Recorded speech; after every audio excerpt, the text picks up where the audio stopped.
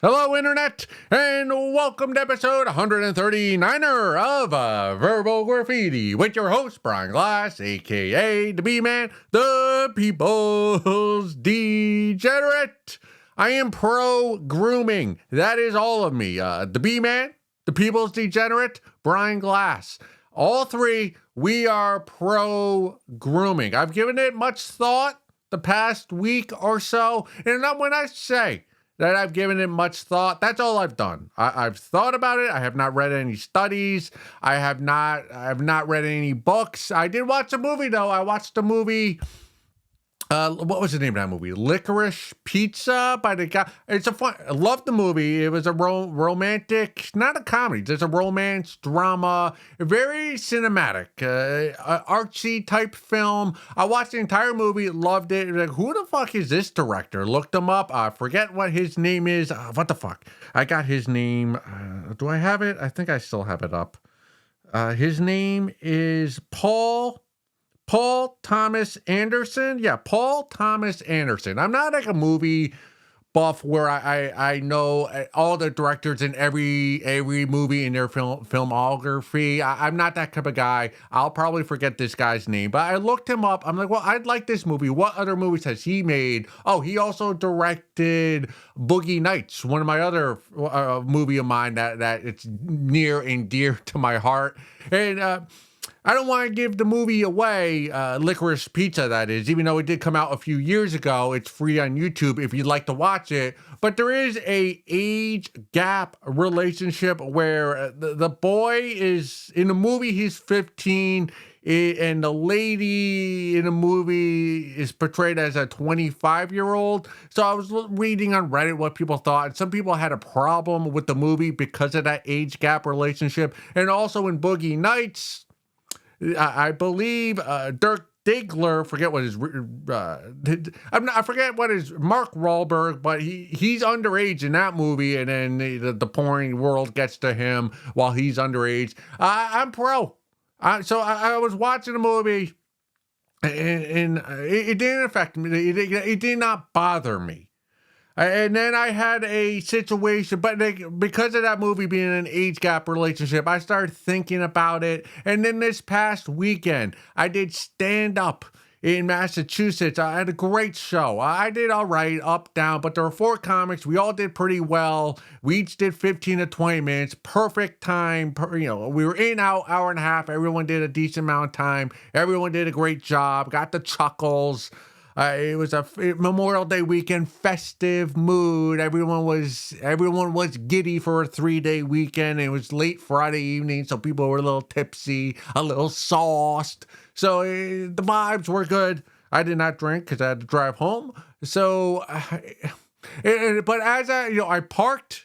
And then I walked a couple blocks to the venue where I was doing stand-up comedy. And there was a teenager, like early teen. I'm 13, 14, a boy on his bike, I think right at the corner with his buddies. And he called one of his buddies a fucking retard. And he did not do it joyfully. Sometimes you call your friends names, but it's banter. You're busting each other's ball. This little twerp called his friend or whoever he was with, he called a fucking retard, and he said so with malice behind those words. And immediately I thought, well, he's got shitty parents, and because of his parents being shitty parents, this little boy he's in for a lifetime of trouble and strife because his parents did not raise him well. And what this boy needs is an age gap relationship. He needs a lady or a man. It is Pride Month, so if he happens to be gay and he swings that way, he needs an elderly statesman to teach him the ways of how to live life, because clearly his parents aren't doing it. So maybe one of these teachers, these floozy teachers who are sleeping with the teenage boys, that's, if he's going to be in a relationship, this 13-year-old boy who's calling his friend a fucking tard, being with another 13-year-old girl is probably not going to stabilize him. Like, he's probably better off having a crazy bitch who's in her 30s or late 20s. And yeah, she's crazy. Like if you're a 30-year-old babe and you're dating a let's say an 18-year-old, because every relationship should be. When I say age gap, I'm not talking underage. I'm talking like 18 and old. So an 18-year-old and a 35-year-old or 40-year-old, I like that boy. He'd probably be better off dating at least a 30-year-old who's a crazy, crazy witch. At least she has a little life to her, a little experience, and maybe impart that on the boy. I know in the gay community, or I don't know, but I've heard rumblings of like there is the age gap relationships are more accepted among the gays than the straights, and it's more. I don't really know why, because I'm not in that community, so I haven't infiltrated it, so I don't know why. I hear rumblings that it's accepted, and I think maybe we need more of that in this straight world. A lot of times, I'll see these streetwalkers, and I say that playfully. They're not actually streetwalkers. They're just going to the clubs in New Haven or Hartford or Stamford, Connecticut. And it's Friday night. They're lined up and they're dressed like streetwalkers, but they're going to a club. Or maybe I do stand up at a place, and it's I was doing stand up a few weeks ago, and there were a bunch of babes from Trinity College, which is in Hartford, there, and they're young, and I'm seeing the guys they're with. And like everyone, whenever you see like an elderly statesman with a young babe, all the babes who are older will say, "Oh, you're taking advantage of her. She's dumb. She's young." But also, like if she were to be in a relationship with a boy toy her age, like a 22-year-old boy, well, he's young and dumb too. So what doesn't it seem to make more logical sense to have at least one person in the relationship who has some life experience, who might not be as young and dumb? So wouldn't it make sense to have someone a little bit older, maybe a decade, maybe two, maybe 3 decades older, that can help direct her and to stave off problems that many people in their late teens, early 20s happen to fall down those pit holes, to have an elderly statement, just go, hey, we're gonna put up a cone here, go around that pothole. And so it seems like that might be the more advantageous relationship for the younger partner. I'm just saying out loud here. I mean, it's obviously, if you know anything about evolutionary psychology, B-Man's gonna go academic right now on your asses, your flat asses. Come on now, do some squats. The people who are most angered by age gap relationships tend to be ladies who have hit the wall, and I say that playfully, but elderly ladies and young men, and young men in their 20s, because those are the relationships are competition. So when an elderly guy takes a babe in her young 20s, the young boys get upset, or it's not boy, but the young guys, the young studs, chads, they get upset because you're stealing a potential partner from them. And then the elderly babes, they get upset because the elderly guy is meant for the elderly babe. So that's a guy that is no longer in the pool of men for her. So that's why it's the elderly women and the young men are usually the two groups that are anti age gap grooming relationships. But I see grooming as a positive. Like if you end up with I don't know, like what's that movie? Licorice Pizza. Like, yeah, again, of age, say over 18. But hey, if you could date a young babe and lead her, groom her into a better life, how to live life more appropriately, I see that as a positive for both parties. So here at Verbal Graffiti, we are very pro grooming. And I don't view that as a negative term. Groom somebody into a better person. Look out for them. Love, and show them how to prosper in this difficult world, which we all have to reside in till we kick the bucket. So yeah, this is me just talking out loud, and yeah, the B man, all of us, we are pro age gap relationships and groom upward and betterward. On to something I found on Reddit, as you're all probably upset with me right now. This comes from the subreddit, Am I the Angel? AITA, am I the angel for being a sink pisser? Me, male, don't want to reveal my age. Y'all ages as fuck up in here. We know the B-man's not after that introduction to episode 139er. Am a sink pisser. I have a diagnosed phobia of pissing anywhere but in a sink. This comes from several times having random animals, reptiles, birds, jump from toilets, urinals, even handheld urinals, and biting my penis. Look, I don't want to get into all my trauma or anything with y'all, but because of this condition, my doctor has ordered me to only piss in sinks. It's in my medical records, and I have a note I carry with me. I have never told anyone this before, but I need to get it out there. This is my story. I fuck with you. I'll fuck with you in your sink, and not together, but I'm pro, as with grooming, I am pro peeing in any drain. Any drain there is, whether it's the toilet, the urinal, the sink, the shower, the sewer outside. If there's a drain, I'm not a plumber, but I think all those pipes lead to the same waste basket area in the center of town. So pee away. If there is a drain, the B-man has pissed in it, as has our poster here on Reddit. Yeah, I piss in the shower. I will admit it. I will piss in my own shower. I will piss in a public shower. I will piss in stalls, urinals. Have I pissed in a sink? You know, when Mr. Perfect, my penis is flaccid, I don't think it's long enough to get over the vanity to safely get into the sink. But if you're tall enough, and your penis is long enough when flaccid to get over the vanity to get to the drain, piss away. Piss away. The B-man, I'm not going to shame you for doing so.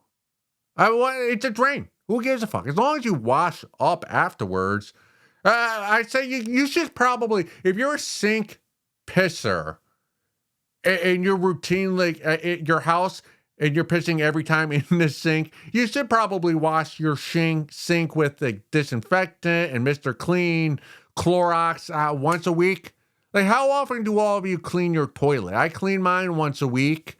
Usually before I go out, just in case I bring back a babe, I clean it so there's no smudge marks.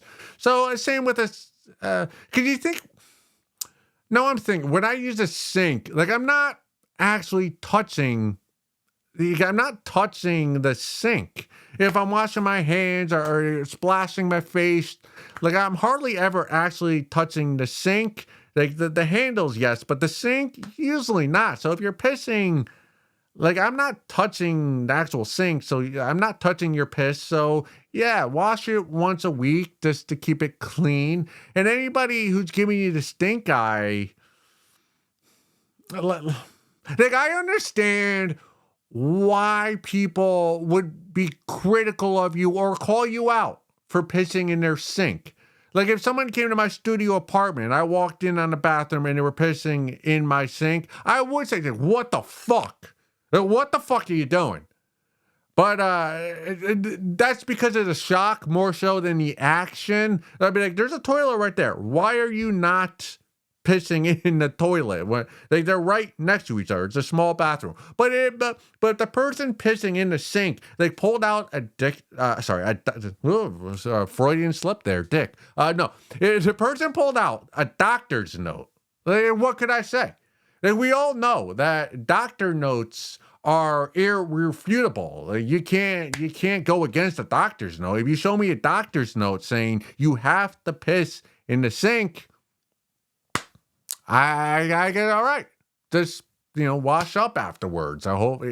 Well, there's really nothing. I have no rebuttal when you have a doctor's note. Like I was, fuck, man. The signature's there and everything. It's notarized. Go ahead, piss in my sink.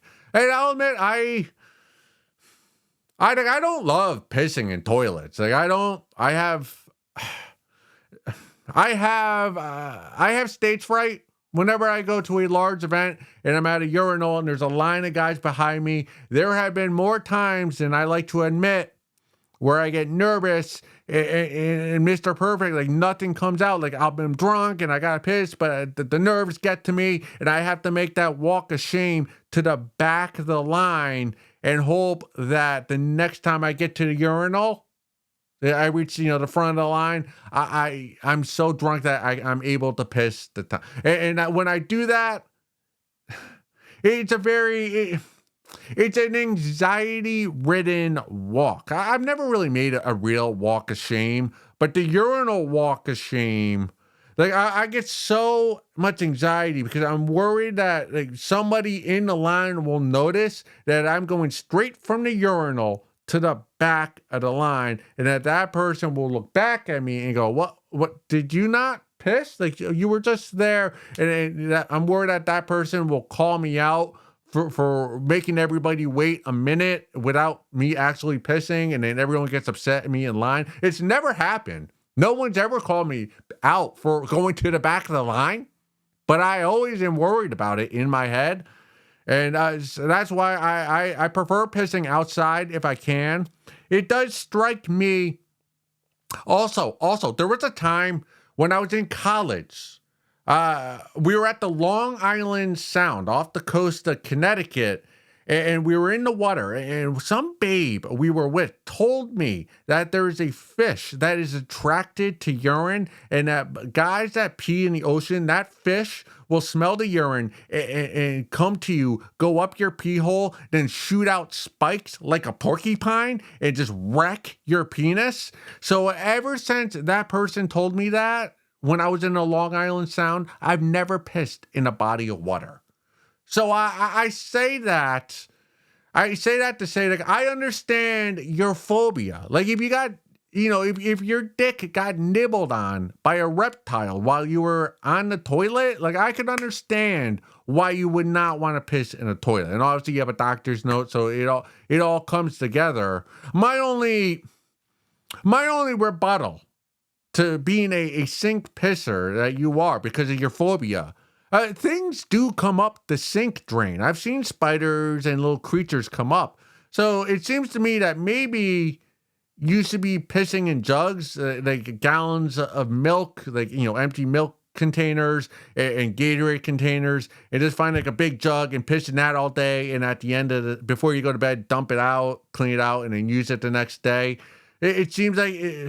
if you gotten your penis nibbled on by a bird or a reptile, that you would want to avoid all drains, because there are reptiles that come up all drains, not just the toilet drain.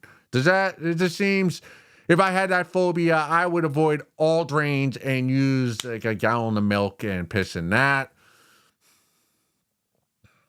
Yeah, I mean, this is a strange one. I don't think you're alone. I think there were more... Like, I don't know. I just suspect that there are more sink pissers, especially guys that are taller. If you're over 6'5" and you got a slong that, dangles real low, like, yeah, piss in the sink, take advantage of your height.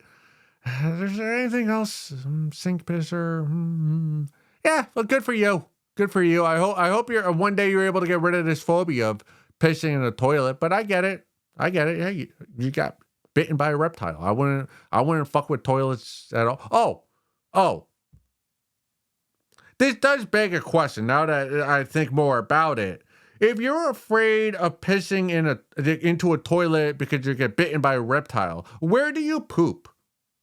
Because the logistics say, like, let's assume this seat is a toilet. You sit down, like your penis to poop, that is, but your penis and your ball sack are exposed to the toilet. So a reptile could easily come up and nibble on you. So what do you do? Do you just cup your ball sack and your wiener and protect it from whatever's beneath you on the toilet? Like, how do you poop? Do you poop in the shower and then mush it up with your foot so it goes down the drain? I think they do that in some Asian countries. I don't know if maybe that's an urban myth, but like, yeah, how do you poop? I wish I knew who you were so you could answer that question. But I mean, you're passing, you're peeing, you're pooping, you're getting by. So good for you. Let's go look at some photos.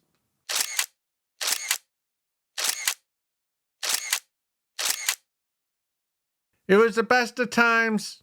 It was the worst of times. Dickinson, Tale of Two Cities, 1800s, early 1900s. I'm not sure when, but has there ever been a statement or a literary sentence written so long ago that is so prevalent today? There I am last weekend. I'm at a cafe. I'm drinking a grande coffee, which is 20 ounces, all black, hot, because I'm a man. That's how I drink my coffee. And I go to the back of the cafe. There's a seat there similar to this, but it's an orange, a bland, a popsicle stick orange creamsicle cutter. Think those old Buccaneers jerseys. So I loved the way it looked. So I sat down. I was like, I'd like a seat like that for verbal graffiti. But then I took the seat down. I put my butt on it, which is very flat. And the seat was not comfortable at all. But I stayed there because it gave me an excellent view of everybody else in the cafe. And when I go to drink a coffee, I paid the exorbitant price for black coffee. Not so much for coffee, although I do love the bean juice. I am addicted to it, but more so because I want to sit down, relax, and observe other people there. And more so, I judge those people for what they're doing, how they're acting, how they're behaving, whatever they're doing. I'm being critical of what they're doing, and I'm making note of it. So there I am in the corner, back corner, in this creamsicle Buccaneers 80s jersey, a seat that's very uncomfortable, and I'm observing everybody there, and it's a comforting venue. This place, there's artwork on the wall, like literal artwork. It's not paintings. It's not posters or photographs. It's actual like paint on the wall. Like an artist drew a mural. I can't pronounce that word, but of people drinking coffee and flowers. So it's a actual art that's on the wall. And there's a fake fireplace, and then there's fake a flower decor thing above the fake fireplace. So although everything in this cafe is very fake and plastic, it is comforting, and it does give you don't feel inauthentic, even though a lot of the objects around you are inauthentic and uncomfortable. But there I am. I'm sipping my coffee, enjoying my post run. I ran a sub 8-minute mile for 4 miles. That's pretty good for the B-man. I'm proud of that. So I rewarded myself with a grande coffee, as the aforementioned. And as I'm sipping, I'm just observing, and I notice everyone in there. I'd say at least 80% of the people, and there were probably, I don't know, maybe 10 people there, small groups, friends, people there alone doing some work on their laptop, which we'll get to maybe this episode, maybe another episode. I have a thing with mouses and not mouses, but the thing I picked up on was almost everybody had a water jug, like an algae, and it was big, right? The big ones, the minimum 20 ounces, maybe 32 ounces. And we've talked about how the Zoomers are probably the most hydrated of all the generations, because they were always walking around with their big water bottle. But something also kind of popped into my head when I saw this, was like, oh, this is the best of times. Because it is socially acceptable to walk around with said water bottle. You walk around with like a 32 jug hydro flask, and no one's going to say a word to you. So like, you can walk, or you can put alcohol in that. Like, gone are the days of the little flask. If you're still walking around with a little metal flask in your back pocket, like Say hello to the 21st century. Yeah, you can literally pour a bottle of Dubra or Maker's Mark, whatever your drink of choice. You could put those seltzers. You could put like 3 of them in one of those big water containers that you walk around with, and nobody would know. And so that's what I mean when I say it's the best of times. You could easily be public drunk. As long as you're not stumbling, like, nobody would know. And maybe if they got close to your breath, they could smell it on you. But you can literally walk around with alcohol and drink in public everywhere. Class, work, church, coffee cafes, a public trail. You walk around just sipping and getting your buzz on, and nobody would say a word or notice. If you get arrested for drinking in public, like, that's on you. Because all you gotta do is walk around with a hydro flask, hide your liquor in there, or your beer, or your wine, or whatever your spirits are, and nobody's gonna know. So there's nothing to be said to you, because that's why we're living in the best of times. Now, we're also living in the worst of times. Last night, I was talking to a Chad, 23-year-old. Muscular guy. He's socially awkward. And he admitted that to me, and I've seen him around. So I was talking. And he was talking about being on the dating apps and how he was showing me some nudes. Like, he had met up with a babe, but he couldn't get hard because he's very socially awkward. So he told me he'll only meet up with babes that are within like 10 blocks of him so that he'll walk there. Therefore, he could get drunk and smoke weed beforehand. But he went to her place and they never met. And that's a thing. We're going to sidetrack here. There is a thing now on the internet that says if you go on a date, you've already lost. Now, I've only been on 2 dates the past year. Make of that what you will. But there is this thought that some people have that if you go on a date with a babe, you've lost. Because if she's really into you, she'll come to your place or she'll have you come to her place. Like if she's DTF down to fuck, that she's willing to bypass a date and go straight to sex. And this 23-year-old that I was talking to last night, he proved positive. He told me this babe sent him some nudes and he showed me the nudes. So I know, like, he showed me the evidence. He showed me the receipts. And then he went to her place. Like, they hooked up on a dating app, and then he said, hey, come to my place. He went there and like he got nervous, couldn't get hard, and left. And like, is this normal? He's like, yeah, like I usually just drink alone and I don't go out very often. And that's why I do stand up, is to try to, get out of my shell, become more comfortable with people. And I'm like, well, what do you do like for life and like, for money? He goes, well, I'm working for this company my dad hooked me up with, but it's full time, but I get minimum wage and it's a dead end job. And I'm like, oh, I feel you. My job's kind of a dead end job, and I'm almost 2 decades older than you. And I'm like, well, do you want to have a family? He goes, oh yeah, absolutely. Right away, he said, yeah, I want to have a family. And I go, well, and then like afterwards, I was thinking about his predicament. 23, wants to meet babes, and the only babes he meets are online, and they're all like, the lady the babe he showed me the photos of, like, she had like paint on her face and had like lipstick all over her body. You could tell this babe was probably on some meds, SSRIs, and just, I don't know, like, probably not someone you'd want to have children with and raise a family with. So that's the type of lady he's able to attract. And, he's working full time, but he's making minimum wage. So even if he did want to have a family, like, how would he afford his own place? And how would he have money to raise children? And he just kind of, and he didn't go to college. And he's like, oh, wow, B-man, you went to college. But I was like, yeah, like, I'm kind of on this. The more I analyze it inwardly, I kind of am. Think that college for most people is not worth it unless you're going to one of the hard sciences. But then I talked to a guy like I talked to last night, and he's 23 and he has no degree. And it's like, well, I don't think college would help him out, but also like not going to college that hasn't helped him out either. So I really haven't figured out educationally what the solution is for younger men and women and babes. So like, I don't know.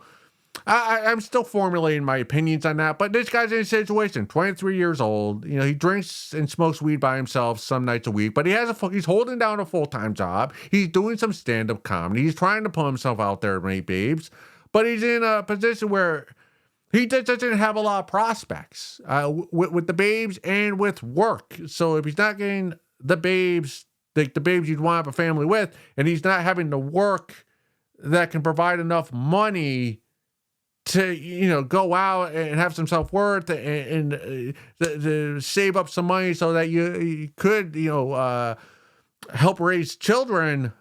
It is kind of also the worst of times.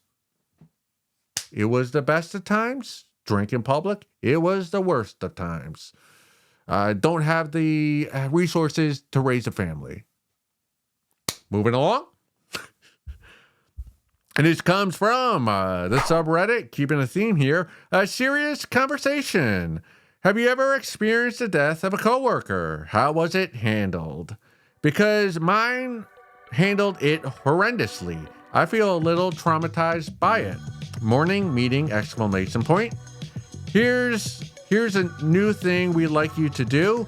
Your coworker took his life a few days ago. Anyway, keep it up with the budget. Is that just how it is? This is a first for me. I like the guy. I feel like he at least deserved a moment of silence. He didn't even get a pause before they changed the subject. Yep. As somebody who, you know, I'm in a rat race. I work for the man. This is corporate America. Like this, take this as a learning experience. Your corporation does not give a fuck about you or any of your colleagues. That's what it is. It's, hey, this is how it's handled in the corporation I work for. I work remotely, so the number of years I've been here, there's probably been a few people who have died, none of which I knew. This is what happens. Company, they'll send us an email just letting us know, hey, certain name passed away this past weekend. And then there's a few paragraphs of fluff with his role and how he was such a great coworker, blah, blah, blah. And I'll press delete and go about the rest of my day. And I don't give it a second thought. And that's corporate America. They do not care about you. I bet you a used pair of your panties that your company will have that dead person's role listed on LinkedIn by the end of the week, at the latest Monday morning. That's how little they care about this worker or anybody you work with, and that includes you. I bet you this person who kicked the bucket, this colleague of you, I bet you his manager was probably going to lay him off by quarter's end and is relieved now that he does not have to have that awkward conversation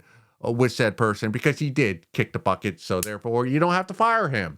And what you should do, since this corporation does not care about you, do not care about this corporation. Take advantage of this information. See, this colleague of yours dead. R.I.P. IP, not coming into work the next day. Now, what do we know about that information that we can utilize? Now, we know that he probably, right, had a salary and your corporation no longer has to pay him that salary. That means there's some more money in the budget. Therefore, you should go to your manager and ask for a raise because you now know there's probably an extra, $100,000, $50,000 to $100,000, that free money that guy's no longer going to make. So maybe some of it can go to you.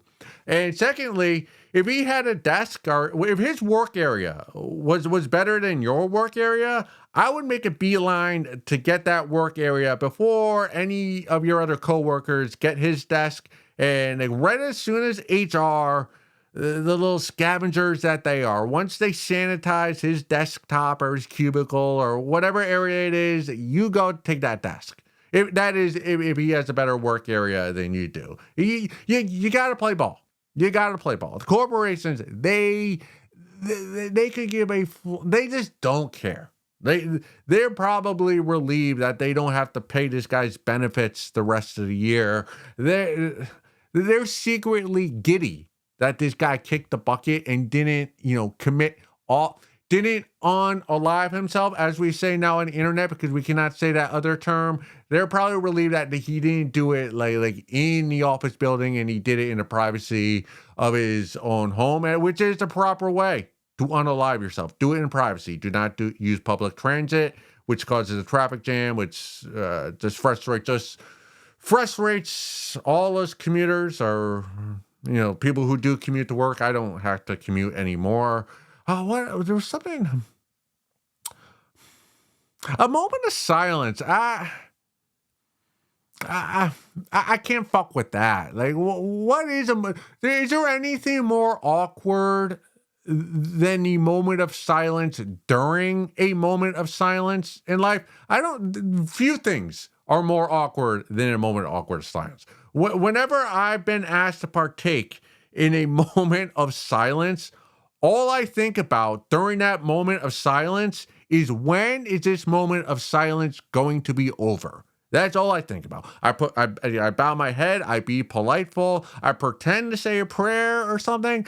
But what I really do is I slyly kind of peek my eyes up, my beautiful blue eyes, ocean blue, and I kind of see when as soon as somebody else puts their head up, I'll put mine up, and I'll try to get like a wave going of heads up, so that we could end the moment of silence.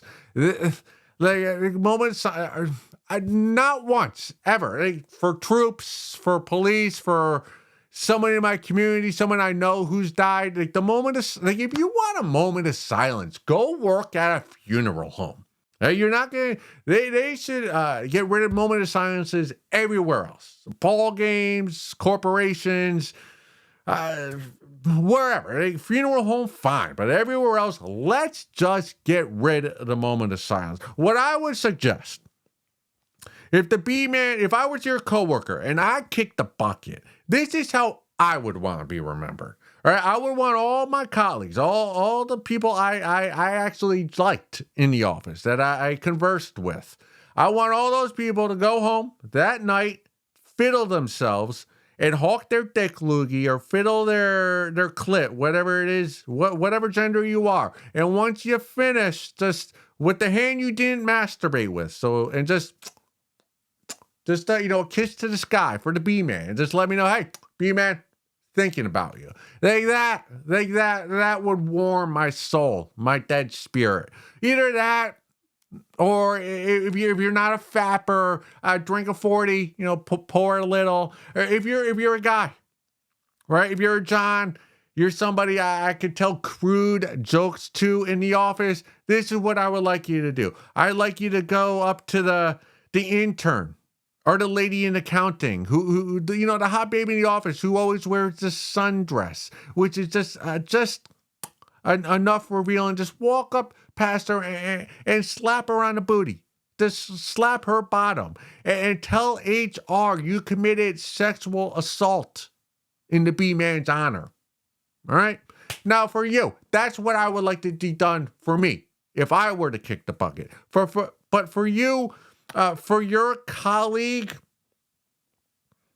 if you really want to if you want to honor him and his life, this is what I suggest you do.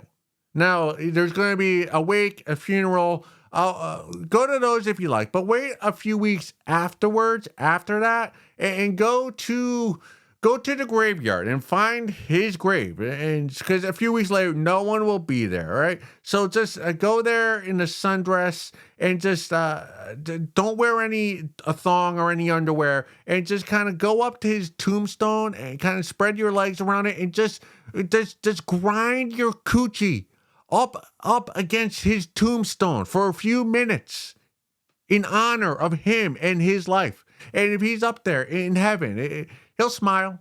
He'll be like, that was a good one right there. She really did care about me. That's how you show respect for a loved one or a coworker in your instance that kicked the bucket. Grind your coochie up against his tombstone. You're welcome. And R.I.P. to your colleague who kicked the bucket. Let's continue reading A Salesman's Wife by John Lawrence. We are on the top of page.